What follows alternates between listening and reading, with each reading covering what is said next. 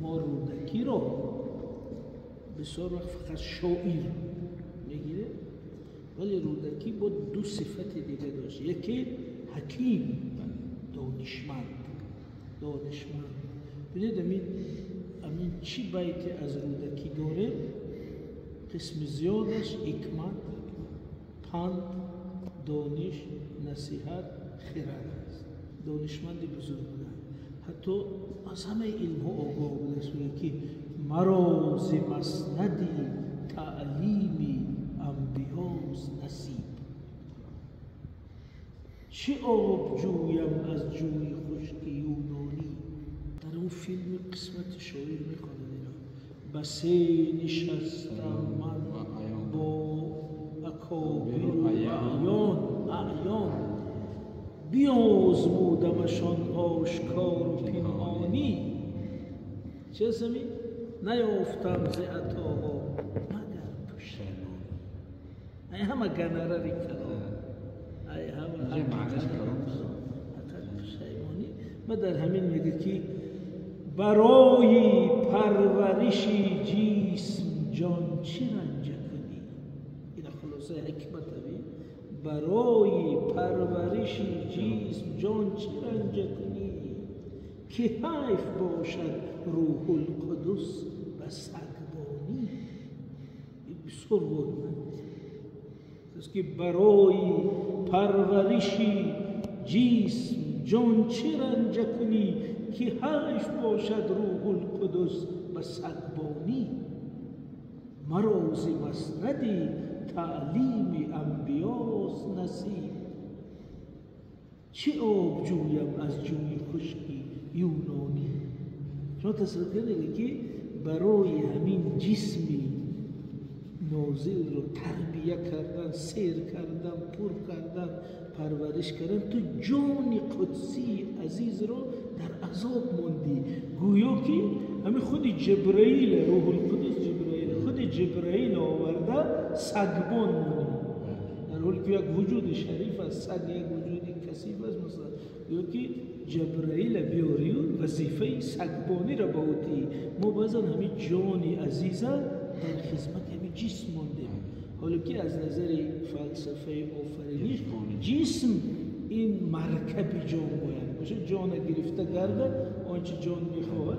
خیلی مرکب یک جامعیتی یک پرورش میکنه. یکی اگر مرکب در بالای تو سوار شود، بله، اگر ناس اگر شود برای همین چقدر دنیا امروز اصول همینطور است.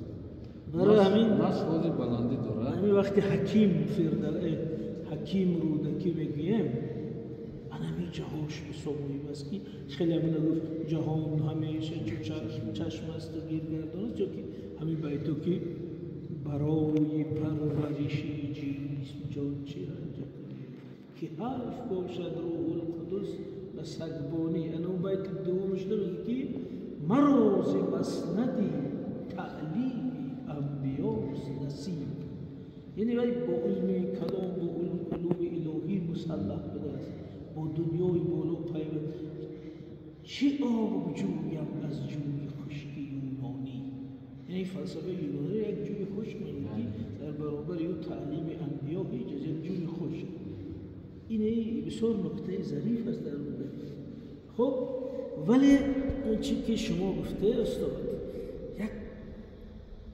یکی از فوجیه های این تمدنی ما چهارم فوجیه است ملت ما.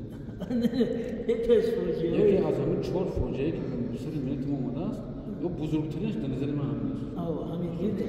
انا یکی از من دیگه چه میگم که بله یکی از فوجیه های بزرگ تمدن ما همین گم شدن دیوان ملکی همین رو بگیم.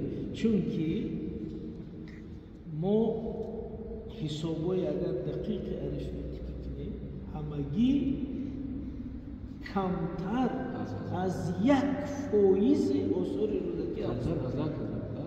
کمتر از 1%. همین ناظر ما خیلی داریم 700 بیت رودکی موجود است، 200 بیت منصوب به رودکی موجود است، حدودا 900 بیت. همون هم چه خیلی افتاد از لغتنامه ها، از تذکره ها، یک باید جمع ورن یک شعری از نمونه های ادبیات بنابراین دیوانی رودکی نیست، آثار رودکی نیست. نکن همون بیتی که در کتاب‌های درسی هست از شنیدین 13,100,000 چه میگه؟ شعر او رو برشمردم 13,100,000 هم فزون و اگر چونون چی باید. این خیلی خواندن بودی، چونون چی باید یعنی کک نداره، چونون چی باید هم فزون آید اگر چونون چی باید بشمری. که ببینید در تفسیرات دو شرح اومده است. یکو میگن 13,100,000 یعنی که اگر 13 بار حساب کردم بازم دقیقا 100,000 برآمد. پس امی آثار رودکی 100,000 بیت بوده است. اگر امی را اساس گیریم قبول کنیم پس این 900 بیتی که روزی داریم 1% نیست، از 100,000 1,000 بیت است، 1%. یعنی که 99% آثار رودکی نیست، 99%ش. اگر این 99% می بود در اون چقدر حکمت بود، چقدر فرهنگ بود، چقدر آثار بود. ما همین 900 بیتش قدر بزرگ است. اگر 100,000 بیت نبود اینه برای یکی از فاجعه های بزرگ تمدن ما همین گم شدن آثار رودکی. ولی بینید اگر اون تفسیر دوم قبول کنیم که 13,100,000 یعنی که مفسرون میگن که هیچ ضرورتی نیست که همین آثار رودکی رو 13 بار حساب کرده باشد. یک بار حساب کرد 100,000 بیت، 2 بار، 3 بار، اینا 5 بار ها، ولی 13 بار چه حساب میکنه؟ بنابراین بعضی اینای براگینسکی گفتن که 13,100,000 به معنای 13 ضرب 100,000 است، 13 کرات 100,000. بنابراین اگر 13,100,000 به معنای 13 کرات 100,000 گیم این 1,300,000 میشه. پس تصور کن اگر رودکی 1,300,000 بیت داشته باشه این 1,000 موجوده 1% هم نیست، حتی 1%. انا با همین قدر آثار کمی که باقی مانده است چنین جایگاه دارد، چنین حکمت، چنین خیرات، چنین صنعت و هنر. اگر همه آثاری می بود این تمدن ما و فرهنگ ما چند برابر بلندتر بود. بنابراین من همیشه فکر میکنم ممکن یگان وقتی از یگان جا پیدا شود، چون که همین بعضی خبرها همیشه میشنه، مثلا حاضر نوشته که در همین مغولستان یک کتابخانه یافتن که حدوداً 1,000,000 نسخه دستخط در اونجا بوده است. مثلا میگه که همین چنگیزی ها و مغول ها وقتی هجوم کردن و آتش زدن بعضی فرمان مخفی داشتن که کتاباشون در کاروان ها بر کرده برید. ولی یک امید است که ممکن در همون کتابخانه همین وقتی که مغول با مملکت و همین سرزمین ما اومدن همین دیوان بوده است. بعدی مغول نیست. دوم امیدی که از در هندوستان همین استاد پروفسور حبیب الله رجبوف گفته که همین در هندوستان اینقدر حدود 200,000 دیوان و نسخه فارسی است که اگر ما 10 نفر رو روان کنیم 10 سال خواندن ما تمام نمیشه. یعنی ممکن بین این آثار رودکی است. مثلا مولانا جلال الدین بلخی آثار رودکی داشته است. یعنی که تو همین دوره بوده است. بسیار شاعرها اشاره به این داره، مثلا همین عنصری چی میگه؟ غزل رودکیوار نیکوکار، غزل‌های من رودکیوار نیست. یعنی اینا غزل رودکی رو دیده است. باز ما مثلا 6-7 غزل رودکی داریم و ناقص یعنی باید معیار نمیشه. بنابراین باید غزل رودکی رو دیده است. بنابراین استاد اگر ما حاضر میگیم فردوسی بزرگ است، واقعا فردوسی بزرگ است. او یک قله بلند است، ولی امی فردوسی هم نتیجه رودکی است، حافظ هم نتیجه رودکی است، سعدیش هم همش است. چون که رودکی این زبان ای فرهنگ ای ادبیات معیاری کرد. معیاری یعنی چی؟ پیش از رودکی هم بودن شاعران بسیار بودن. این رودکی در مرگ چندش مرثیه نوشته بود. همه گفتم نه مرد مرادی چخه نه چنانی که مرگ چنین خواجه نکارست خورد. در مرگ مرادی نیست. مرادی هم اصل رودکی همشون هم خیلی رودکی. پس همین پیش از رودکی شاعران بودن، ولی رودکی بلخی بود، ابو شکوری بلخی بود، ولی رودکی شاکری بخارایی بسیار آمد رودکی اینا معیاری کرد. معیاری به این معنی که مثلا استانداردهای بلندش ساخت.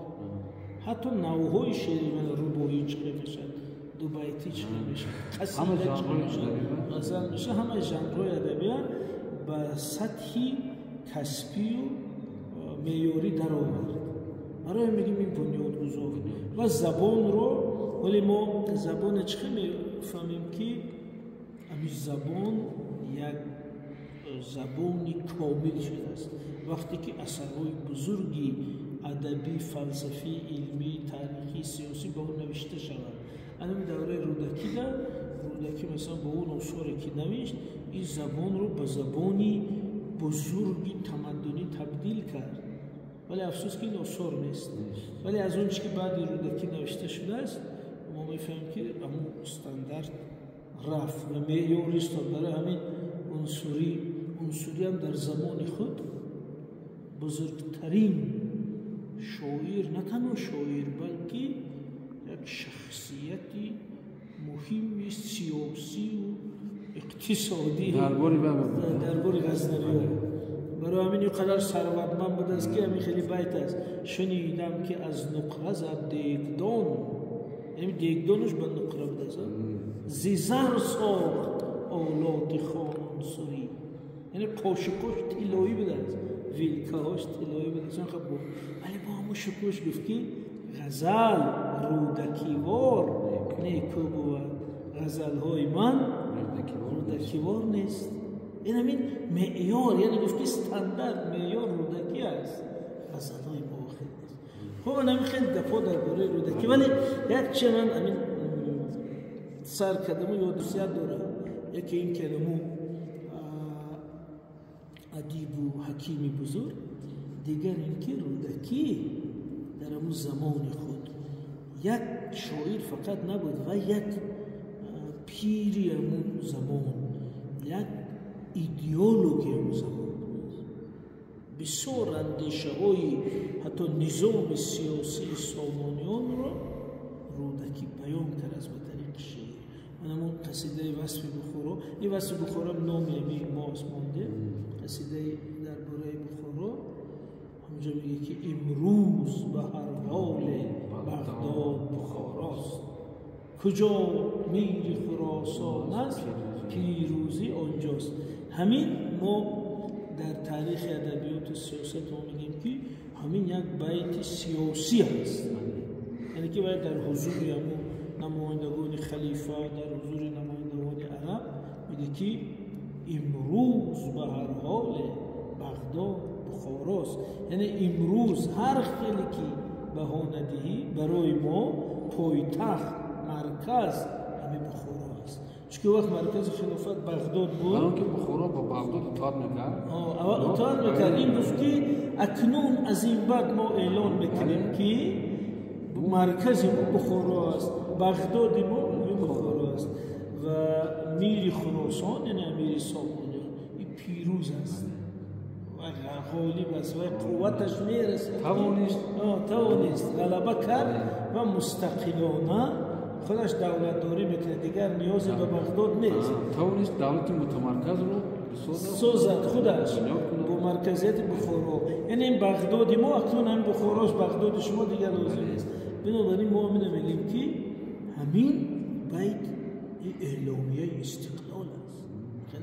این یکی از اولین اعلامیه های استقلال ماست که امروز به هر حال بغداد بخواد. در این بیت استقلالیت بیت استقلال است. دقیقاً همین رو که گفت امروز به هر حال بغداد بخواد. ما همین رو بخوانم میگم که واقعا همین آرمان استقلال ما وقتا بوده. همیشه در تمام عصرها آرمان استقلال با ما بوده است. و استاد امیر خیلی زیبا گفته که از همین روز اعلام میکنم که مرکز ما بخارا بغداد. نه همه کس میفهمم. بسیار